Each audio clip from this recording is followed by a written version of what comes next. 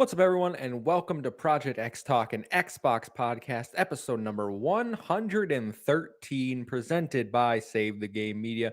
I'm your host, Kevin, aka The Muffin Mon, and today I'm joined, as usual, by Mr. Physical Copy himself. Ethan, how you doing, buddy? I'm doing fantastic. It is chaotic today. I got to tell you, all the news dropping for the show. We got the Game Awards today. Happy Game Awards Day, everyone. Make sure to check out our live stream later. It's going to be a blast. But I'm ready to do Project X Talk. Relax before the big show. It's going to be a good time, but I don't know how relaxed this conversation is going to be today. I did want to say, if you are watching live, we will be doing a live reaction to the Game Awards starting about 7:15 Eastern time. So a little after we probably go off the air here on Project X Talk, we will be coming back. The show is 2.5 hours. I don't know if that includes the 30-minute pre-show, though. So it might be 3 hours hanging out with us. You can still enter to win a $25 gift card of your choice. Just fill out the form that's in our Discord or on social media. It's just guessing your predictions. Put your name so we know if you should come hang out with us. You got to come hang out with us. All right. That's part of the rule. If you don't come out in the chat, you're not entered. All right. So make sure to do that. Then we will give you a gift card. Simple as that. But if you do like this show, we are live every Thursday at 5 p.m. Eastern Time right here on YouTube. If you can't catch us live, we post every Friday morning on your favorite podcast service. So while you're over there, please drop us a rating, drop us a review, follow the podcast. That helps as well. Make sure you are following to get new episodes. And if you want to interact with us more, please come join the Discord, hang out, chat games, chat all this crazy Activision Blizzard stuff if Nonsense. you All want, all right? nonsense. It's wild over there. All right, we got lots of stuff going on. And if you want to support us further and get early access to all of Save the Game Media's content, like No Limits, Frame by Frame, I Hate My Friends, Patreon exclusive shows like Save the Game Boy, patreon.com/Save the Game Media is the place to go. Choose the tier that is right for you, like our current Patreon supporters. So shout out to Bucky Blue, Hopple, Alpaca Tom, Amon, Fabulous Brianna, Brianna's mom, Brianna's brother, Brianna's wife, Anna Hudak, Nikolai at Night, Cypher, Primus, Brendan Myers, Marcus O'Neill, Lillian, and Mimi J. Thank you all for your support. We appreciate every single one of you. But now, Ethan, we've got that out of the way. And we're going to start the show like we do every week by going around the room and asking one simple question. That question is, what have you been playing, my friend? Oh, you know what I've been playing, Kevin. But first, I want to talk about more about Modern Warfare 2. Been playing more of that, more into DMZ. I'm getting pretty good at it. It's been getting fun. The more you play, the better you get. I'm telling you, Kevin, if you ever decide to jump back in, we'd have a full crew for DMZ, and it would be an absolute blast. But that said, I've dropped Callisto Protocol. I made the Ooh. determination about 2/3 through. This was not fun anymore.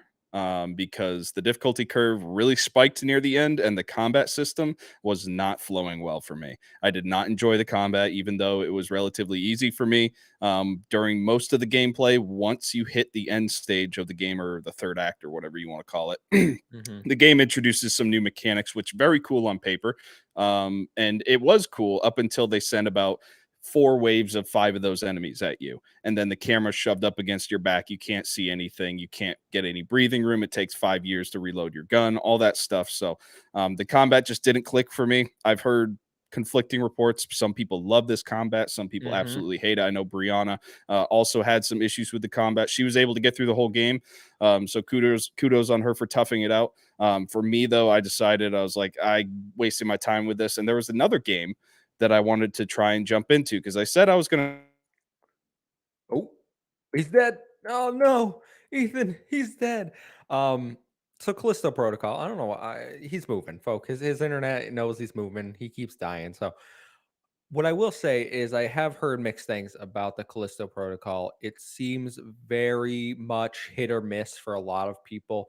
I know my brother was going to pick it up until he saw reviews, and then he decided to wait for a sale. So that is, you can always go that route. I made a point to stress that on Twitter when reviews started coming out was, hey, you don't have to pick games up on launch, okay? You can wait until it's at a price that you're comfortable with. And Ethan is back. Ooh, I don't know what's going on. your internet just keeps dying when we're doing the show, all AT&T right? knows I'm about to move, and they're like, you know what? Screw you, guy. We're That's done what I with you. literally said. I said that internet knows he's moving. No, they probably don't know a thing that I'm going to cancel them next week. But I heard you talking crap about Callisto Protocol and buying games right away. I sort of agree with you on that sense, but at the end of the day, in the world that we live in as gaming enthusiasts, I prefer to play games when they come out, especially if it's a brand new AAA IP. Everyone's talking about it. I want to be part of the conversation. I want to try out the new thing. And also, this was Glenn Schofield's return to sci-fi horror. I mean, how do you not jump on board on that if you're a fan of Dead Space? So I had high expectations for this. That might have hurt me a little bit coming into it with a lot of high expectations. This very much was a different experience from Dead Space. But I will say, playing this game got me really excited for two things. One, it got me really excited for the Dead Space remake that's coming out, I think, next year, beginning of next year. January. Wow, that's crazy. It's coming up. Really excited for that. Two, I'm really excited to see what Striking Distance Studios does next, because I think there were a lot of elements in the Callisto protocol that I really did enjoy. I enjoyed the characters, the storytelling. I enjoyed the environment, the soundscape, the horror aspects of it, the monsters, everything about it. It was really cool. And I think if they take the feedback that they've gotten from Callisto protocol, they can come out and make some really incredible games. I think this was a good first step for the studio, because we have to remember, this is their first video game they've done. Even though it's a lot of big AAA developers from, former big projects and stuff, it can still be difficult in a brand new startup studio. There's going to be hiccups along the way. And there were plenty of people that really enjoyed this game, and I'm sure it's going to turn a very decent profit. They did a really good marketing campaign. A lot of people jumped into it, and they have their fan base now that's excited about whatever projects they want to come out with. So I did get excited about that. But before AT&T attacked, I was going to talk about Marvel's Midnight Suns. Okay. Yes. All right. Okay. This is what I'm here for. So Marvel Midnight Suns, you guys know me. I don't like turn-based combat. This is the best way to do turn-based combat, in my opinion. I love going out with different characters, trying out the different card sets. I like it that the battles don't take forever.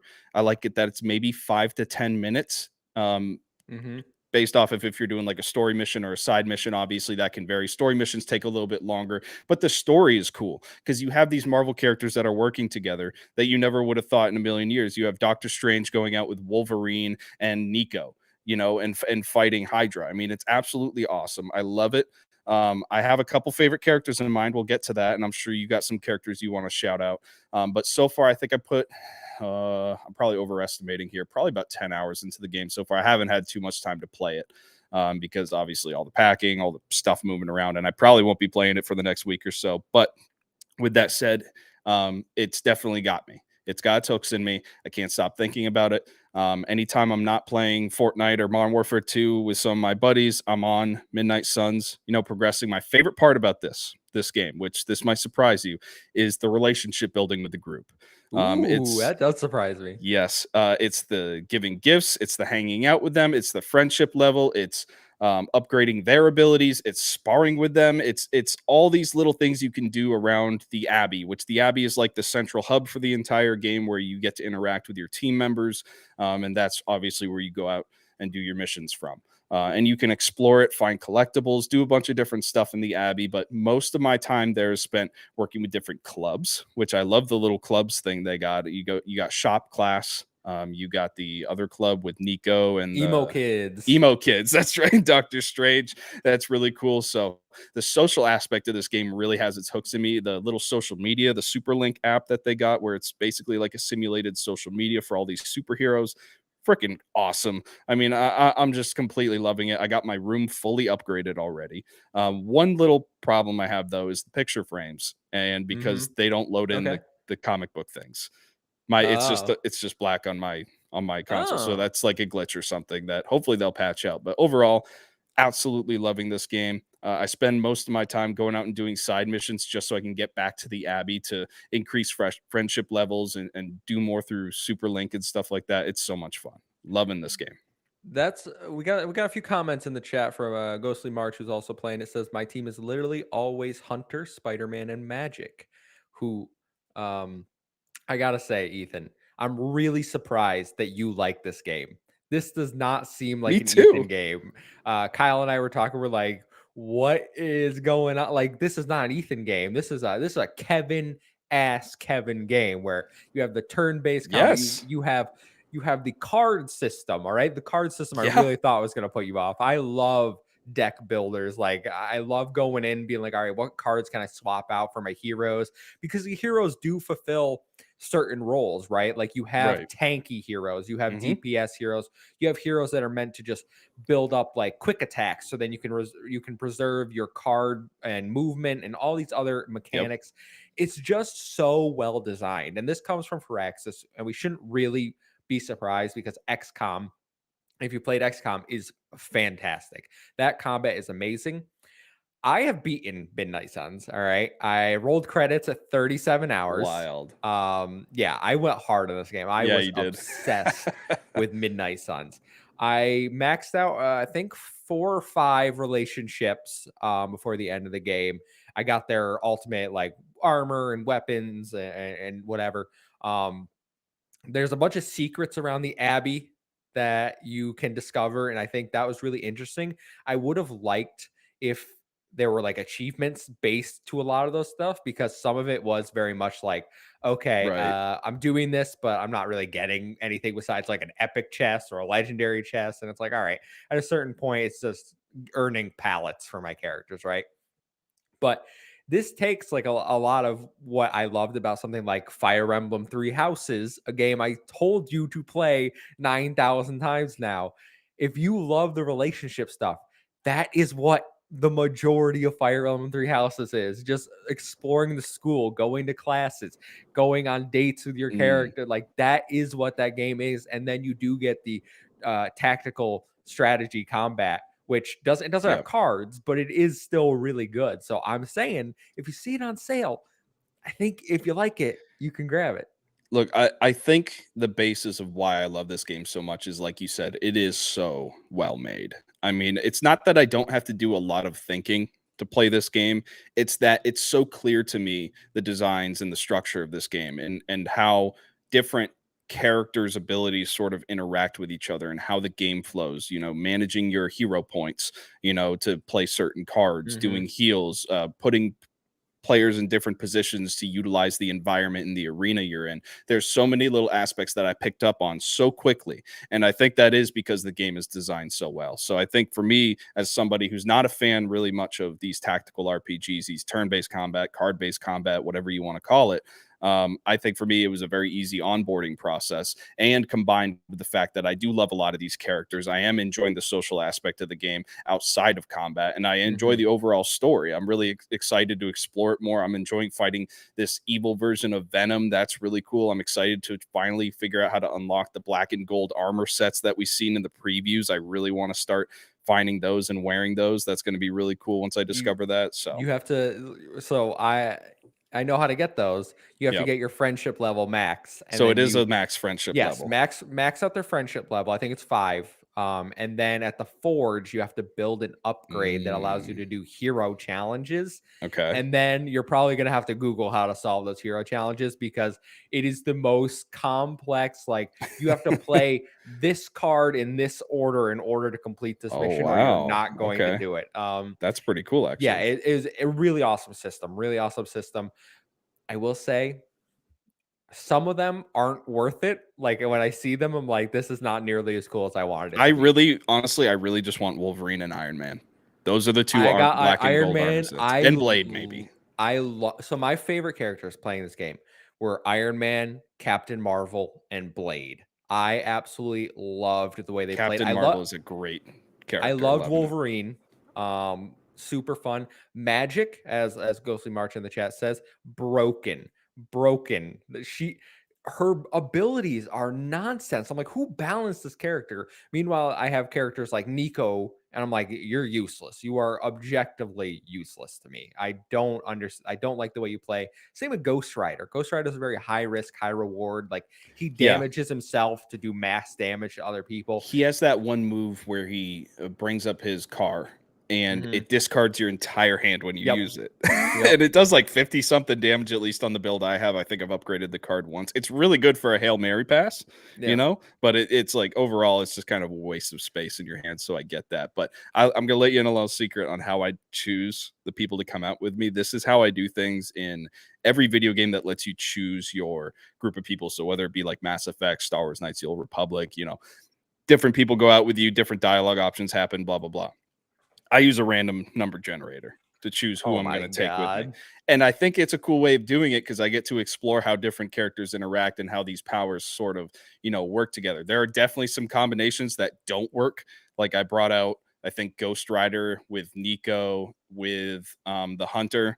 And I didn't really care for how that match went. I got through it. It was fine, but I was like, that was kind of a dumb match. And then I get combinations like Doctor Strange. I hate Doctor I Strange. like Doctor Strange with Miss Marvel. I think they complement each other very well because Doctor Strange has a lot of good buff moves, while Miss Marvel is just punch you in the face, knocking people around, using the environment. I love how those two characters sort of play together. So yeah, this game's just incredible. It's so high up there on my radar now. I think I need to play more of it before our game of the year discussion because I think this is going to crack my top 5 for sure. Ooh, that's what I like to hear because I need someone else, Wild. all right, submitting the lists Yeah, to so it'll help be me up push there. it Yeah. up. All right. I think I already have my list made. The only games I'm looking to play, Crisis Core, and then an indie game, which probably won't make it. So like, I really only have one more game. I'm thinking maybe could crack the top 10, but my top 10 list is pretty set. Sam's already sent me his, so the Yep. rest of Save the Game Media. I'm gonna. This is gonna be interesting to see what makes it to the top of our list. All right. I have my preliminary list right now. It's really just waiting for Midnight Suns for me to generate what I feel. But real quick, Ghostly Mart says, I hate using Captain Marvel, Doctor Strange, Iron Man, or Ghost Rider. I love the fact that so many different players have different play styles and like certain characters. I think that's what's great about games like this, where you can have different characters. And you'd think it'd be a lot to take in, like the amount of characters, the amount of cards you have to do, the amount of abilities and all that stuff. But it really doesn't feel like that much. It feels really natural and smooth and fun to do, which I think is really awesome. But going a little bit farther back to your point about how this is a Kevin-ass game and you had no idea that I would have liked this game. I don't know. It's one of those things where it's like sometimes games that usually we're not drawn to hit. Like for you this year, Cult of the Lamb hit. You loved that That's game, true. and that had almost every aspect of a game that you hate. Roguelike elements, Animal Crossing type elements. That's something you should not have enjoyed. But it's just one of those weird anomalies. Like some games just feel really right, and I think that's a testament to Firaxis and how great of a development studio they are. Yeah, it's funny you bring up that one specifically because I wrote a little article. Not much of a writer, but our friends over at Offshore Games Cast hit me up. They're like, "Do you want to submit a top 10 as like the Save the Game media representative?" And the list is already Sweet. outdated, by the way, because I wrote it weeks Yeah, ago. yeah. It's already outdated. But I put Call of the Lamb in my top 10, and I started it by saying I don't like roguelikes and I don't like Animal Crossing, but I love Call of the Lamb. Right off the bat. That's how That's how because you open an article. it's just perfect. Yeah, no, I feel it. I'm really glad you're enjoying it. I'm really excited for you to get further in so we can talk about the story. Does the Probably a game look spoiler cast in the future, maybe? specifically Yeah, to break it down. Maybe we'll see. yeah. I will say the character models in the game not the strongest point. All right, these are straight out like Yeah. 360. All right, I, but I said it feels like Dragon Age when you're yes, walking around it the does. Abbey, and it's funny because during a cutscene, I said that in the Discord. I'm like, this looks like Dragon Age, and then I started running around as the character at the Abbey. I'm like, oh my god, it is Dragon Age. So clearly, no mocap done. Iron Man's arms look funky as hell when he like lifts them up to All shoot their his arm, they like blasters. made the biceps too big, and they all look like so weird. Like it has that weird pinch point at their elbow where it's like clearly not mocap and they had to do the computer graphics for it. Oh, But you play for Axis Games for, all right. exactly, that's what I would say. It's a Firaxis game. You're not playing for high-end graphics, you're playing for the fun of it. All right. Before we get into the news, Sean Capri wants to know Croatia or Brazil tomorrow. Who you got, Ethan? Brazil burned me. I made the bet on Call of Duty Modern Warfare 2 they were going to beat, I think it was Cameroon. I don't know anything about soccer, but I know Brazil loves soccer. All right. And they are good at it. And they've won a couple World Cups in the past, I believe. They hosted it in 2016. I know they love it. So if I was a betting man, I'm going to say Brazil, but they already burned me. So who knows? We'll see. I didn't get the little trinket in Modern Warfare 2 that I should have gotten. He also says that's great, but can we talk about the real game of the year, Vampire Survivors, which I haven't played. Of the I feel 90 like I'm games, committing a sin saying I right? didn't play that because of how many people have said it's great. But I don't know. I have to. It's on Game Pass. I got to pick it up at some point. Garrett's been playing it. He loves it. He says it's one of the best games he's ever played. Every human being I know loves it. Yeah, I know. Of the 90 games I've played, it's not one of them. I like I need to go download it or It's something. the same feeling I had when Inscription was popping off and everyone was playing Inscription and saying how great it was, and I just never got around to it. I'm like, I feel very left out, but hey, that happens sometimes. You got to pick the games you want to play. Maybe I will in the hour break we have before the Game Awards. Maybe I'll download it and then try it Yeah. out. All right, but we can get into the news here, Ethan. And spoiler alert: I didn't set up the teleprompter, so we're not going to do that today. So, story number Oh one: no. the FTC is suing Microsoft over the Activision Blizzard deal. Announced today in the FTC's official statement, it cites that it is suing because it believes Microsoft could make Activision content exclusive like it did with ZeniMax, saying, quote, Activision is one of only a very small number of top video game developers in the world that create and publish high quality video games for multiple devices, including video game consoles, PCs, and mobile devices. It produces some of the most iconic and popular video game titles, including COD, World of Warcraft, Diablo, and Overwatch, and has a combined 154 million active users around the world.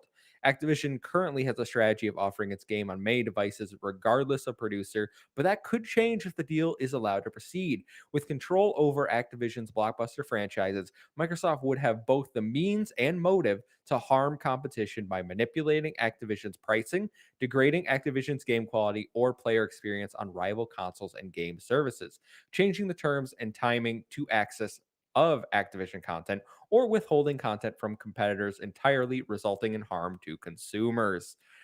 Ethan, I don't want to spend a lot of time on this because I am Yeah. absolutely sick of talking about this, but this one is too big to It's a very ignore. big All development. Yeah. right. Yeah, this one is too big to ignore. So, what is your thoughts? FTC seemingly trying to block the deal. Um, I think it's ridiculous. I don't think this is who you should be going after as the FTC when it comes to big tech. That's been the big scary word in Washington for a very long time is big tech. The last 5 years or so, we've seen both parties get on board attacking big tech because they collect their data, and it's actually pretty justified for a lot of things. You know, Google's done some scummy stuff, Facebook's done some scummy stuff, different social media platforms, etc. But this is politics coming at play. I very feel that's the case for the FTC. This is not a deal that would harm competition, and we see that in the the second news story I think we're talking about today. Obviously, they just made the 10-year deal with Nintendo, which we'll get into more, and they've offered the 10-year deal to Sony. So, if anything, this deal is actually expanding the amount of people that play Call of Duty instead of retracting it like Sony is trying to say. Like I said, I don't want to get too far into the Nintendo deal aspects because we do have the whole story to talk about. But overall, I think this is a ridiculous move by the FTC. I did watch a decent chunk of Hogue Law's stream that he had right after this was sort of announced today. You pointed me towards it. And Mhm. he's aligned with what I said, but he's an actual lawyer, so he knows what he's talking about in the sense that the FTC doesn't have ground really here to stand on. And it is really very much a political move by them, which that's how it works in a lot of places. So we'll see how it pans out. It's probably going to take a very long time now that we're actually getting into legal phases. The main point that he talked about is Microsoft going to fight back? Or are they going to do what a lot of companies do and basically say, we don't want to get into a fight with the federal government or the FTC or any of these guys. We don't want to create ill will and burn bridges. We're going to cut the deal and we're going to reinvest that money somewhere else. I'm aligned with him in saying that I think Microsoft's going to fight back. It seems like from everything they've been saying internally and publicly that they are willing to fight this because they know they have a case here. So it'll be interesting to see going forward how this pans out. If maybe they can negotiate with the FTC to avoid going to trial in court. I don't know if that's going to happen. It seems like the FTC is pretty dead set on wanting to bring them to court.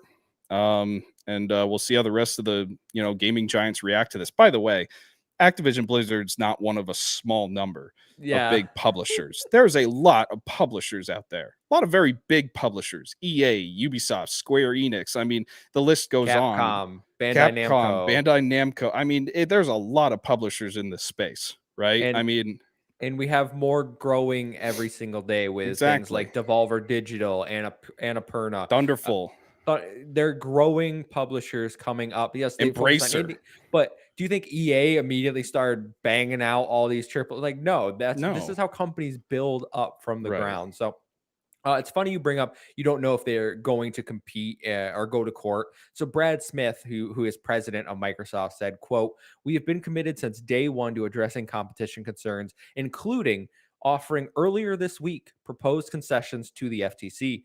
While we believed in giving peace a chance, we have complete confidence in our case and welcome the opportunity to present our case in court." So There it you go. seems very much that they're saying, "Bring They're it on, excited. FTC." Like, We feel our case is strong. We have no problem going to court. My issue, all right. First of all, yes, we're not lawyers, and that's why I don't like to dive deep into topics like this because I do think that you should listen to people that understand legal things more, like Hogue Law, who I keep directing people to. I tweeted out from our both the Save the Game account and my own. Go watch his video. Go watch his thoughts on it. There's a lot still up in the air. We don't know exactly how this will proceed. This could very much be a case of they're gonna go to court and the judge will be like, all right, concession, they're going to make a deal, concessions, whatever, and nothing more happens. This could be very much a case of for the next few years they're going to be battling this thing out in court, and this deal yep. is not going to go through for a long time. I hope it is not that one because, again, I think everyone wants this deal closed so we can move on to other things in the gaming industry. But in terms of it's just a little ridiculous, I think. It is. Yeah. If we're pointing out some of the things in the FTC statement where they're like, "Oh, they made Starfield and Redfall exclusive," Yep. and I was like, "Okay, How so are are you you comparing trying? that? Yeah, are you trying to say that Xbox can't have exclusives for companies that they buy? Because that Yeah. seems weird. Like, there are different levels. Um, Nintendo has like a billion exclusives yeah, on its they're just platform. yes, And they make it's more money than Call of Duty and some of the exclusives on other, platforms. and honestly, all right, I'm gonna say this. I'm not personally fussed if the deal doesn't go through. Like, I'm not going to sit here and cry, be upset. I'm not going to go off on it No. on Project X Talk. I'm going to accept it and move on because I've said from day one, like the only property I really care about with this deal is Crash Bandicoot. That's where my heart is. And that's the main thing. I think those are the 2 points that can upset people, at least on the consumer end of things, is one, we have said for years that Activision Blizzard is burying IPs and development studios that should be working on quality products instead of just being COD support studios. I understand COD makes them the most money. I got a brigade of fire trucks outside the door, and I don't know if you can hear that. No, But oh, good. But you have all these IPs, all these studios that are being essentially buried by Activision Blizzard. You just shouted out Crash Bandicoot. You got Tony Hawk's Pro Skater. You got Skylanders. There's so many different IPs that they own that they're just completely not working on anymore because they want to push more COD. They want to push more Overwatch. They want to push more World of Warcraft because that is what generates revenue. And I hmm can understand that from a business perspective. But with this purchase, Xbox would have that freedom to be able to split up these studios and say, hey, go work on your own projects now. Do what you're passionate about because that's the freedom you get with having a big financial backer like Microsoft. And the second thing, and I hate to bring this guy's name up again, but Bobby freaking Kotick, that guy needed to be gone a year ago. More than a year ago. That guy needed to be gone yesterday, right? And he's still there. He's still sitting on a fat pile of cash. He's still sitting in the boardroom. And I guarantee you, the day that this deal goes through, Phil Spencer's calling him and saying, "We no longer need your services." Obviously, there's going to be a severance package, and he's going to run out with like a robber out of a bank. And you know what? That's just how things work. But this guy shouldn't be part of the industry anymore. He's failed at all levels of leadership, so he's going to sit there for as long as this deal doesn't go through. So those are the two things that the FTC is basically blocking that really upsets me as a consumer of Activision Blizzard's products. But in terms of will I cry over it? No, I won't cry that a multi-billion dollar business couldn't buy can't another can't multi-billion become dollar. bigger. Yeah, Yeah, yeah, it's yeah, like I'm not going to cry over it. I'm not a console warrior. I'm not here, trying to shill for Xbox. But at the end of the day, I really do think this deal will benefit the consumer. It's going to hmm bring these games to more markets, which clearly is already doing. They've already written it in blood that where they're bringing Call of Duty to Nintendo, right? We've already yeah. expanded it. We could talk about that, but Exactly. yeah. So I no, I'm very much in agreement. Where I think the deal, despite people's thoughts, I think the deal is pretty beneficial. Mainly because Game Pass, and this is where I'm falling. Okay, if they don't want things to be exclusive, Don't make them exclusive. I could not care less if Xbox got exclusives out of this deal. But Elder As Scrolls 6 on PlayStation, as who long as they're cares? on, yeah, yeah, go back, be like, okay, Elder Scrolls 6, PlayStation, Fallout 5, place. I literally don't care because you know what? They're going to be in Game Pass. That's the only thing that matters if you are part of the Xbox ecosystem these days. Like, yes, you want some exclusive. That's what draws like the people to your platform. But you have studios that can make exclusives. You have Obsidian, who's killing it lately. You Yeah. have You already have Gears of Ninja War, Theory. You have, Coalition. yeah, you have so many talented studios that have they hit their stride yet? No, but I think the future is very bright for these studios. The publishers you're acquiring don't need to make everything exclusive, is where I really fall at the end of the day, as long as it's on Game Pass. And I've said from the beginning, I kind of want them to buy smaller teams and work with them, like a Sobo. A Sobo is Oh probably yeah. my dream acquisition. They've done They Microsoft should have Flight bought it a Simulator, while ago. a Plague Tale. If they bought a Plague Tale and really pumped it full of money, like there's your over the shoulder third person narrative game that the platform sorely needs. All right. I know, say what you, yes, I'm a Plague Tale fanboy, but yes, Yeah. there is this whole, we don't have any games. Well, we do. It's just, I don't know. It's a whole thing. We can move on to story number 2 though, Ethan, and that is related to this. So we're still going to be talking. Call of Duty to makes a deal with Nintendo. Oh, sorry, Xbox makes a deal to bring Call of Duty to Nintendo for 10 years. The ongoing back and forth between PlayStation and Xbox over the Activision Blizzard deal has taken yet another turn, but perhaps not in the way you would expect. Phil Spencer tweeted Tuesday night that, quote, Microsoft has entered into a 10-year commitment to bring Call of Duty to Nintendo following the merger of Microsoft and Activision Blizzard King.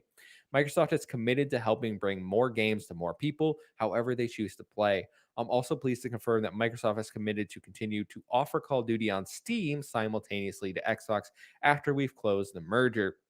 Brad Smith, and this might answer, I think it was Nikolai in the chat on Twitch. He was over there saying, was the PlayStation deal that they offered real or was it bullcrap?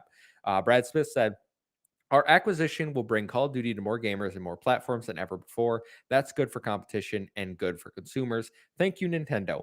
Any day Sony wants to sit down and talk, we'll be happy to hammer Oh out a 10-year man. deal for PlayStation as well. Oh wow. Talk about putting all your chips in. Holy cow. This really did defeat Sony's narrative in these cases, I think. In the fact that they were trying to say they were going to, retract access to these video games by people, and when in fact you're actually bringing it back to a console that hasn't seen Call of Duty since Ghosts, which I think that was 10 years. 2013, 10 14, years. 10 years. So that's a big deal. And then it's a great move by Xbox because one, you're telling the regulators, hey, we have written deals that we're putting it on more consoles, and we've offered the same deal to Sony, right? And then it also puts Sony in a bind right now because I think either they don't accept the 10-year deal, right?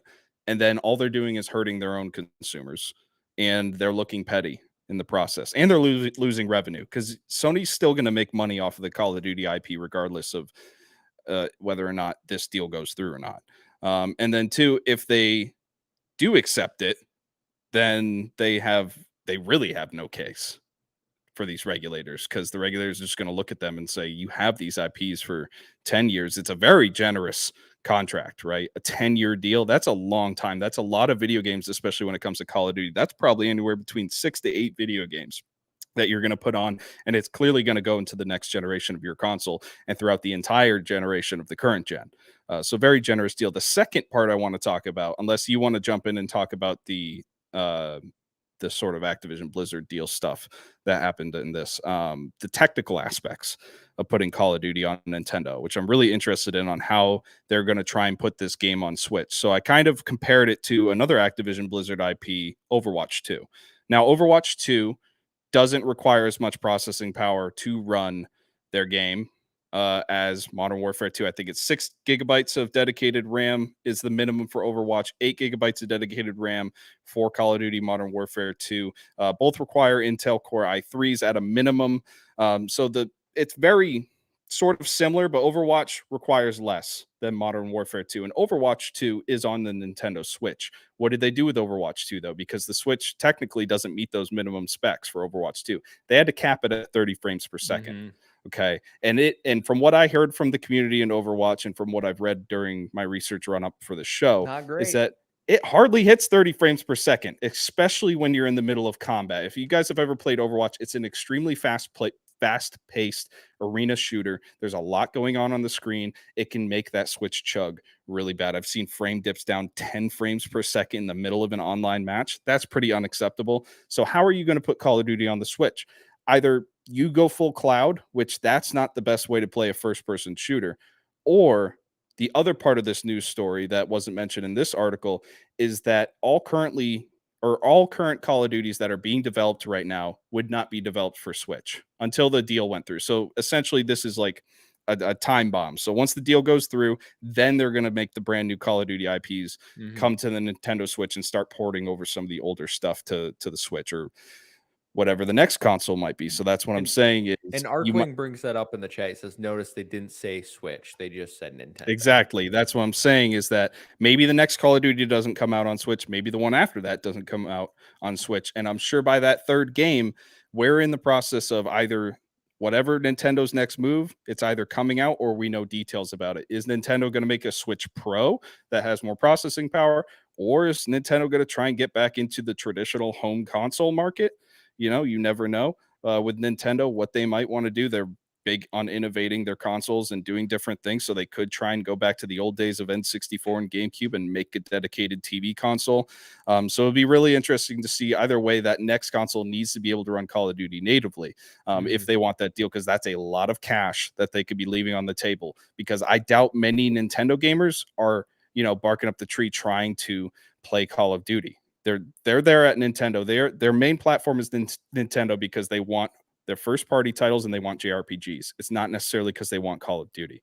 So I don't know how they're going to market it. I don't know how they're going to run it. It's going to have to be cloud though if it's on Switch.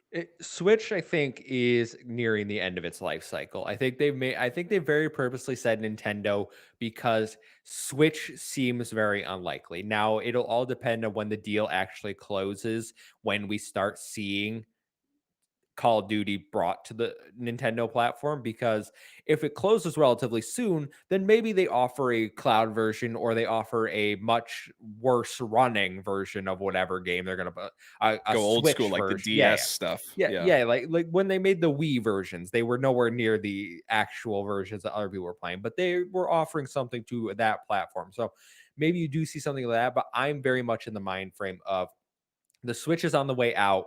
Nintendo is going to introduce new hardware sooner rather than later.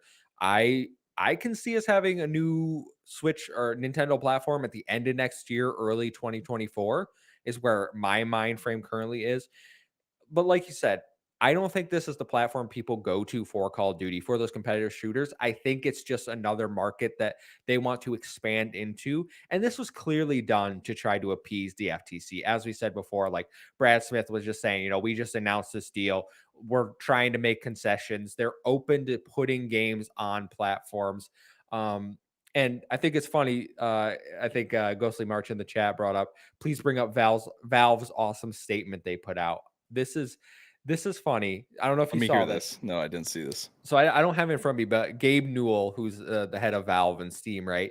He basically put out a statement thanking Phil Spencer and the team over at Microsoft for like sending them and agreeing to like put it on Steam for the Yep. next whatever years. But then he ended it with, he was like, but we don't need that. Like I told them, like, we don't need an agreement. Like Phil and Microsoft had never gone against their word. Like we completely trust them. It's all good.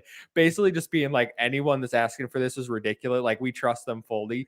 It was so funny. I That's was the like, mark of a man who's very confident in his abilities and his company's abilities, which I think, to be fair, he should be confident in Steam's abilities to survive even without Call of Duty. oh, That's for really sure. cool, though. I just don't understand what's holding PlayStation back. Like you have 10 years on the table. And I think Nikolai in the It's chat, really because of the lawsuit. I mean, it has that's to be. it has to be. Has to be, because I guarantee you, even I'm very much of the mindset that even if the lawsuit when it's finalized, either one way, if it goes through, Microsoft's still going to offer PlayStation 10 years. They're not gonna be like, no, like you tried to screw us, it's gone. And maybe they're gonna be forced to do it by the FTC and other concessions. Very well could be. But either way, I think Sony's going to have Call of Duty. So Yeah, it's not leaving. I don't get why they keep trying to say, like, we're not going to have it. You are going to have it no matter what happens. Yeah. Um, the fact that you're trying to cost Activision maybe $69 billion.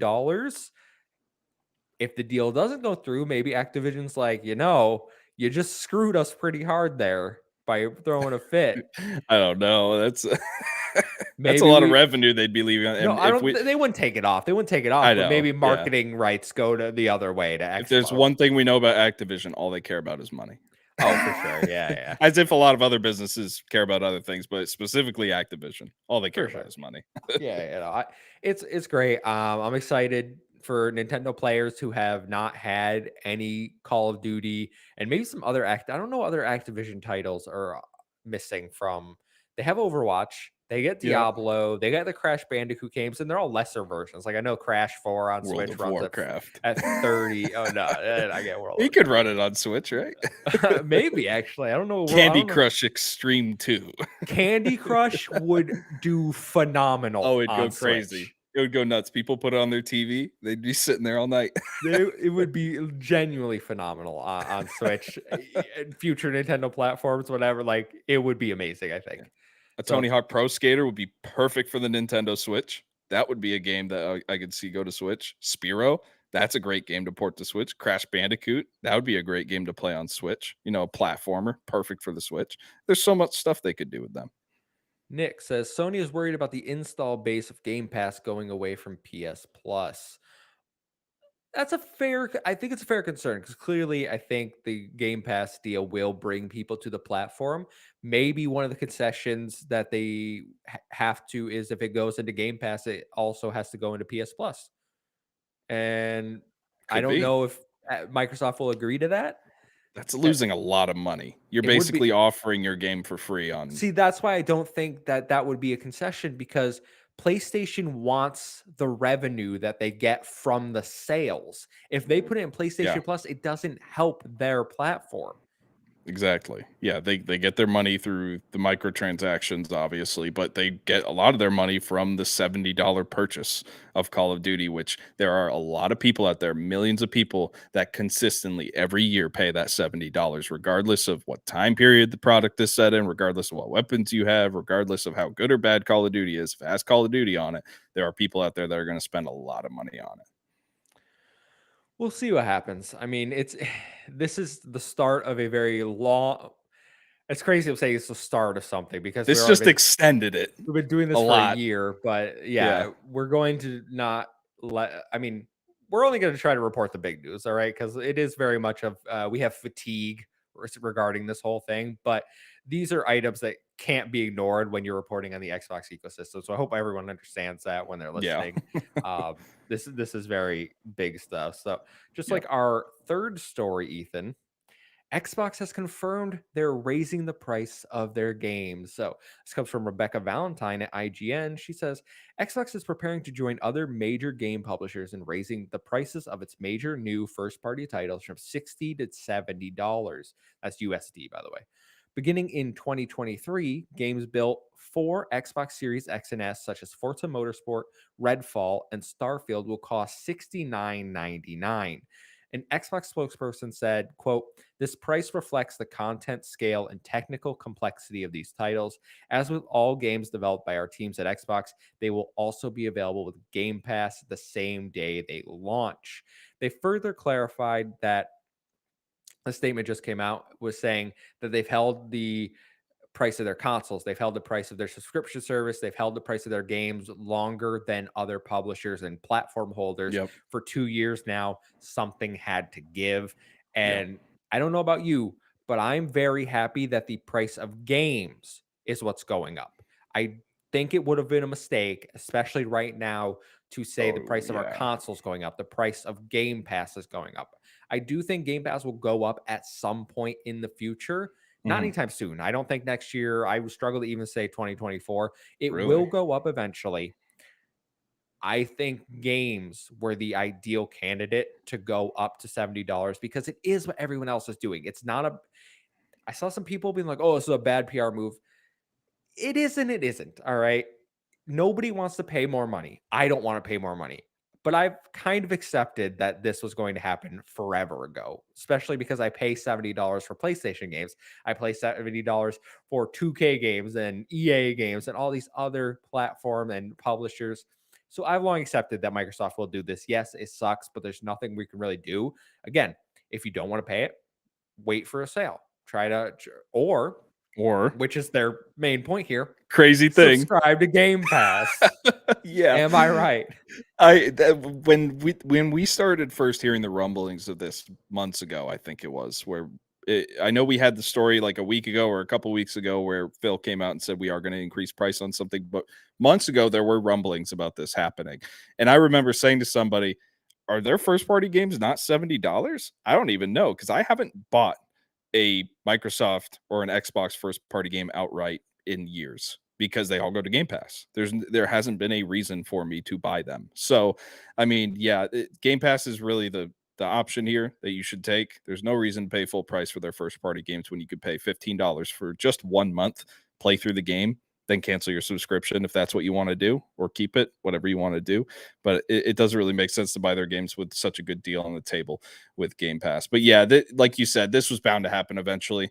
I don't see any reason why anyone should be upset of this. The cost of creating video games has increased exponentially in the last decade, like a lot. I think God of War Ragnarok cost in the terms of hundreds of millions of dollars to Mhm. produce and direct and make. I mean, these games cost a ton of money, especially games like Forza Horizon 5 probably costs a lot of money. Halo Infinite, I'm sure, costs probably close to $100 million to make.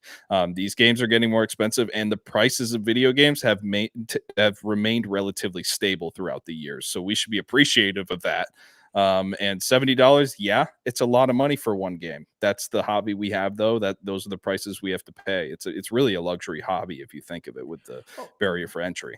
gaming has always been a luxury hobby, and there Right. are gamers that are more privileged than others. Like when I drop 60, $70 for a game that I want, I don't really think about it because I have some disposable income right now. But Well, that's that like we're enthusiasts. That's what Yeah, we it is. budget for this. Hey, yeah, exactly. But there Yeah. are people that there's a whole subreddit dedicated to it. I think it's called Patient Gamers, where they wait for things to go on. So they wait for the $20 price point, the $30 price point, sometimes lower than that. And then they have a backlog of games ages ago. It's crazy. So I really do think like if you are uncomfortable with these prices, you have every right to be uncomfortable with them. It's a lot of money, but you also don't have to pay them. Uh, as many people said, vote with your wallet. And you know what people don't do in this industry? They don't vote with their wallet because Pokemon No. sells $10 million, and I was right in line giving them my $60. Okay. Exactly. Um, Enigma in the chat, shout out. I don't know if I've seen you here. Thanks for stopping by. Welcome. If you like the show, make sure to subscribe to the channel. But he says, hopefully the deal doesn't go through. Microsoft has 68 billion to create new IPs, hire industry talent, and innovate. He And says, that's a take that I've heard, and I appreciate that take because a lot of people have been saying the stock of Activision, not the stock like specifically. I don't know what they're doing in the stock market, but the value of Activision has gone down since this deal was initially announced. So maybe Xbox could cut its losses and say, "Hey, we can reinvest this $70 billion in different areas. Maybe pick up some smaller studios, focus more on internal game development, hire better talent." Who knows? It would be interesting to see what they do with that 70 billion once that's freed up. So that is a take I've heard before, and that's also an exciting prospect. So I think it's cool mhm. that we kind of get lights at the end of each tunnel for Which is this. why I think you and I, as opposed to some of our content creator The peers, Warriors. yes, the are are more okay with if the deal goes through, great. If it doesn't go through, great. Like Right. either way, it's not our money. We can see positives of both things coming out of this. Hmm. I'm just back to the game price discussion though. Yeah. I do have a question from our listener, Tay. Ooh. So if you want to write in, you can join our Discord or tweet at us at Save Game Media. He says, if Microsoft was to increase the price of Game Pass, what price point do you think would turn people away? And if you're Microsoft and you were to increase the price, would you do it before or after Starfield? I would do it after the holiday season before Starfield if I really wanted to make money on it. And I would say the right price point right now would be to increase it to $20 for Ultimate. I think if you go to 25, 30, 35, that's when people are going to start opting out. Cuz you see the same thing with like Netflix or Disney Plus or other streaming services that are trying to increase their prices. They're not doing it drastically. They're doing it incrementally. So every couple of years they might increase it $5, maybe $10, and to a consumer when you look at that on your bill, you're like, it's another $5. But if they were to go, hey, we're going to charge you $30 a month now, you go, ooh, you just doubled my price. Now I got to start thinking about this. If I actually want to subscribe, do I use this enough to spend $30 a month? Do I just want to save that $30 and spend it on a game that I want to play specifically?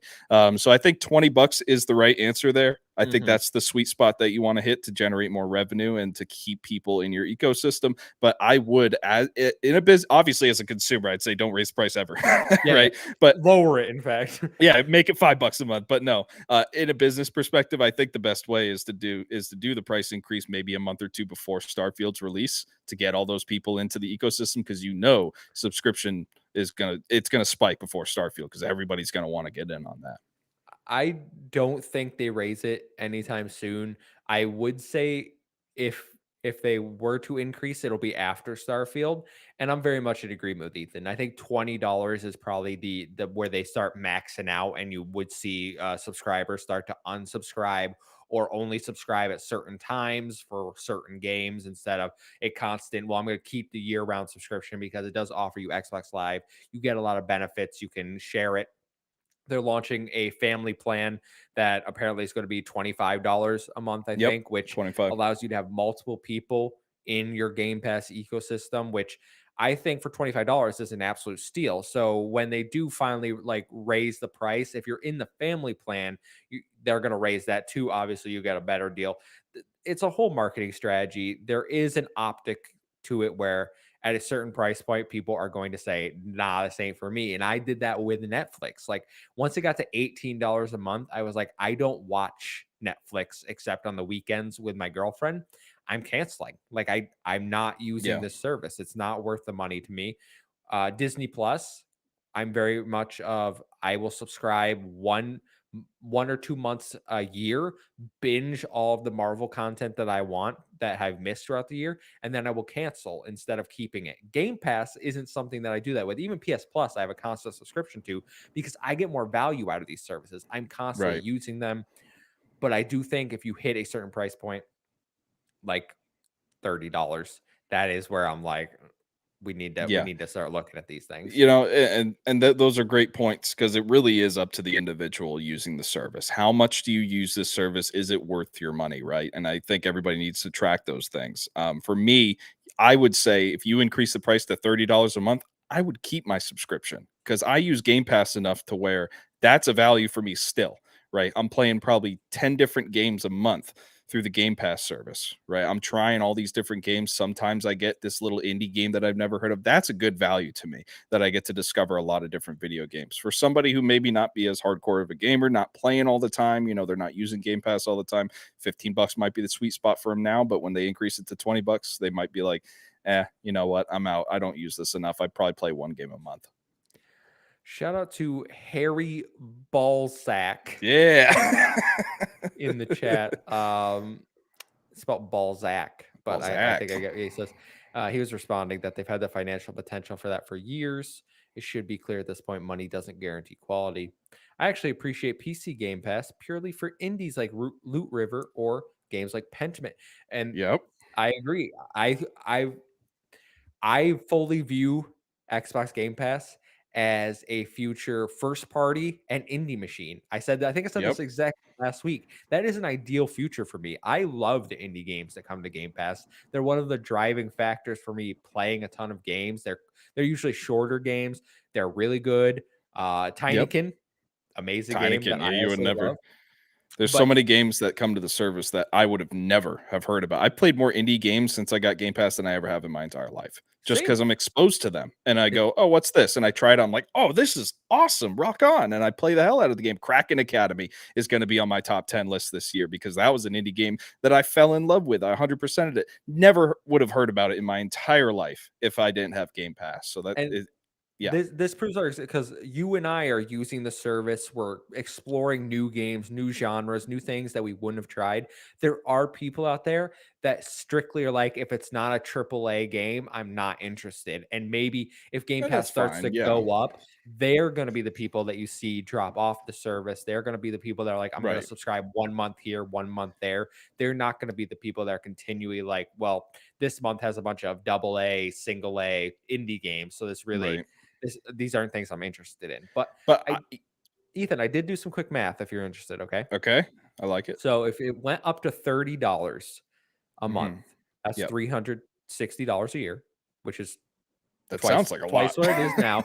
Yes, but if you divide that by 70, which is the new price of games, Right. it's 5 that's 5.1. So that's the cost of 5 games a year. If you play Yeah. 5 AAA games a year on Game Pass or even a bunch of indies, you've already earned your Yeah. value there. And you got to think the target is one AAA first party game a quarter for them. I think that's the target Xbox set. They want to have one AAA first party game that comes out on Game Pass every quarter.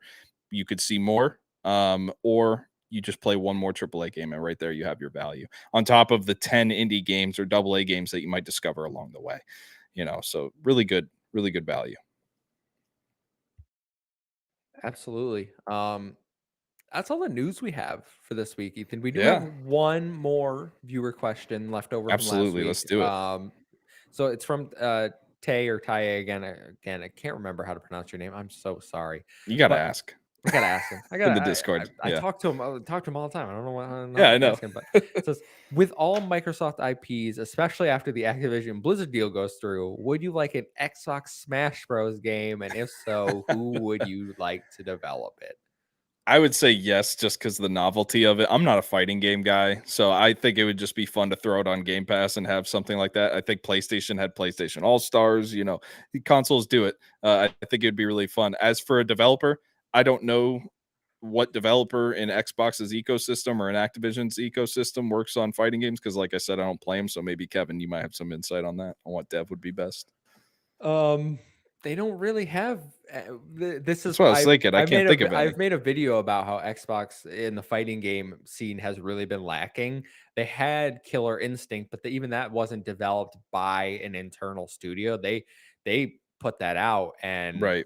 that studio, I believe, has been acquired now by someone else, or I'm not sure what's going on there. Probably like Embrace or Tencent or something. Yeah, it's interesting because first of all, yes, I would love a Smash Bros. S game with all of Mhm. the Xbox and Microsoft Be IPs. goofy, yeah. Yeah, it'd be awesome. Banjo Kazooie, obviously Steve, which are in Smash, but you'd get them, and then you'd get Yep. like Master Spiro, Chief, Master and yeah, Chief, you get Phoenix.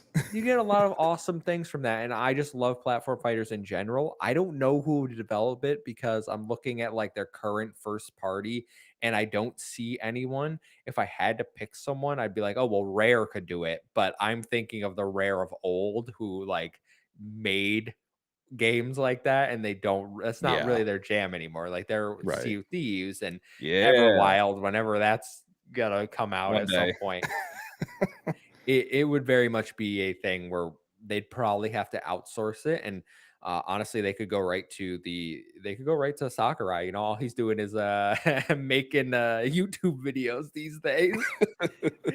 He is. That's all he makes, a bunch of videos explaining Hey, like game theory and development and how things came to be. So it's awesome. um yeah, that's very cool.